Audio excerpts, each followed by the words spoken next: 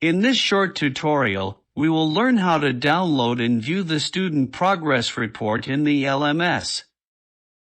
Only students who have been in the program for 6 months or more are eligible to receive their first Student Progress Report.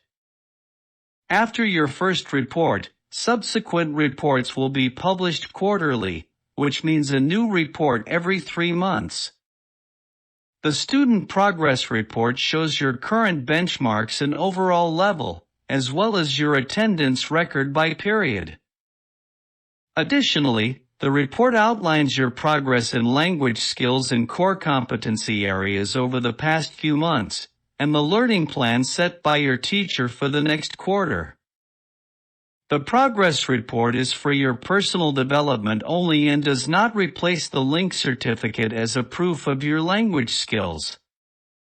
To access your progress report, log into your LMS, navigate to the Progress Reports tab, and select Report Center. The reports will be sorted by report date. Choose the date you want to view the report for, then click Get PDF Report. The report will be downloaded to your device.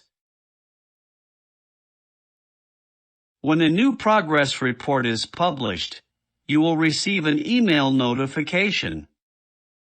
You can click the link in the email, and it will lead you to the LMS login page.